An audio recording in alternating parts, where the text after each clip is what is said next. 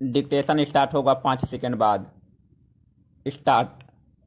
हिंदुस्तान की राजनीति में करीब 58 साल बाद ऐसा जोखिम भरा फैसला करने की हिम्मत दिखाई गई। मोदी मंत्रिमंडल के दूसरे विस्तार में प्रधानमंत्री ने 50% चेहरों को बदल दिया और कहा जा सकता है कि यह नई सरकार है, नए मंत्री हैं, लेकिन क्या सरकार का मंत्र भी नया है, यह देखना होगा।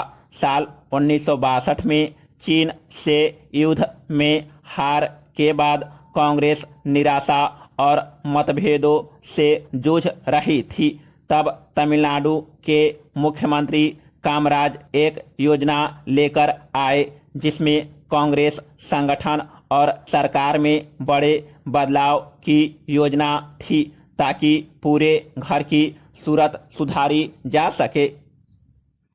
गांधी जयंती पर 5 अक्टूबर 1963 को इस प्लान के मुताबिक 6 कांग्रेसी मुख्यमंत्रियों और नेहरू सरकार के 6 बड़े मंत्रियों ने इस्तीफा दे दिया। बताते हैं खुद प्रधानमंत्री जवाहरलाल नेहरू ने भी अपने इस्तीफे की पेशकश की थी, लेकिन उन्हें रोक दिया गया। फिर लाल बहादुर शास्त्री को सरकार में बिना मंत्रालय के ही शामिल करके नेहरू ने अपने उत्तराधिकारी का रास्ता साफ कर दिया था। मोदी मंत्रिमंडल में हुए फेरबदल में 12 मंत्रियों को हटा दिया गया। इसमें 6 काबीना मंत्री हैं। 7 राज्य मंत्रियों को पदोन्नत भी किया गया है और 36 नए मंत्री शामिल हो गए हैं। खास बात यह है कि सरकार ने एक नए मंत्रालय का गठन किया है, कोऑपरेशन मंत्रालय, जिसकी जिम्मेदारी गृह मंत्री अमित शाह को दी गई है। मंत्रिमंडल फेरबदल में प्रधानमंत्री मोदी के अलावा अमित शाह की भूमिका सबसे अहम रही है। शपथ लेने वाले ज्यादातर मंत्रियों ने जिस तरह से अमित शाह का शुक्रिया अदा किया, उससे इस भूमिका पर मुहर लग सकती है। Paragraph change. मंत्रिमंडल में यह बदलाव इस नजरिए से भी अहम है कि अब मोदी सरकार में राजनाथ सिंह के अलावा कोई बड़ा या भारी भरकम कद का मंत्री वाजपेयी सरकार या वाजपेयी आडवाणी युग का नहीं है।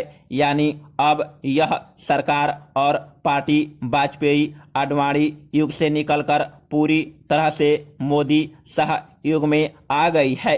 इसका एक मतलब कुछ लोग यह निकाल रहे हैं कि अब भाजपा के सामूहिक नेतृत्व के विचार का अंत हो गया है।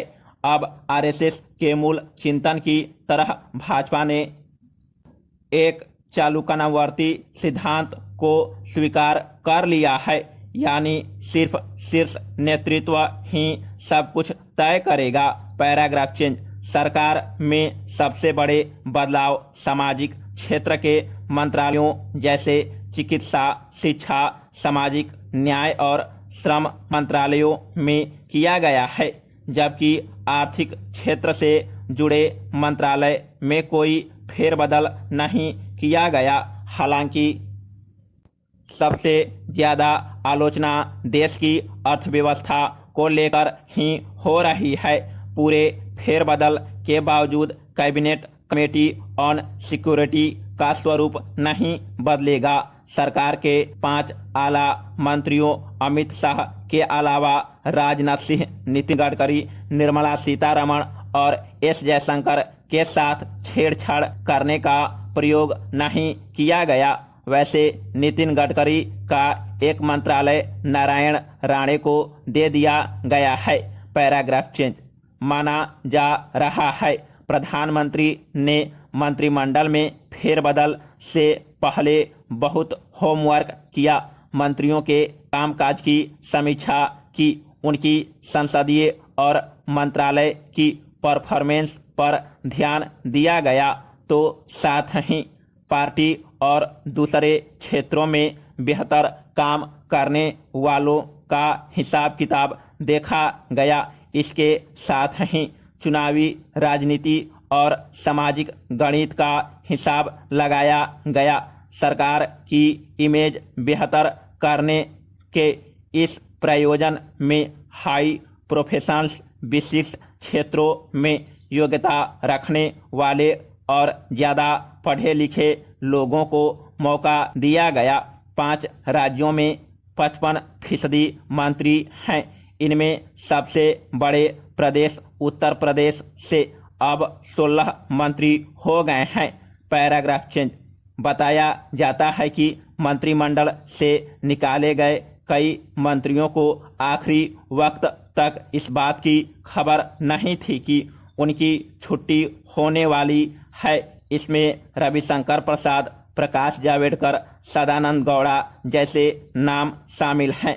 डॉक्टर हर्षवर्धन की राजनीतिक हार्टबीट तो घट बढ़ रही थी, लेकिन ऐसी सर्जरी होगी इसका अंदाजा उन्हें नहीं था, और वह भी दिल्ली जैसे अहम राज्य में जहां भाजपा पहले ही रसातल तक पहुंच चुकी है। इस राज्य के इकलौते कैबिनेट मंत्री की भी छुट्टी कर दी गई। जाहिर है देश में कोरोना महामारी में सरकार की बदनामी और बदइंतजामी की सजा उन्हें दी गई है, लेकिन सवाल यह पूछा जा रहा है कि इस पूरे इंतजामात में डॉक्टर हर्षवर्धन की कितनी भूमिका थी। क्या प्रकाश जावड़ेकर को पर्यावरण और जलवायु बदलाव कार्यक्रमों में भारत की भूमिका को लेकर सजा मिली, या फिर लगातार सरकार पर होते हमलों में ठीक से पैरवी व प्रचार नहीं कर पाना इसका सबसे बड़ा कारण रहा?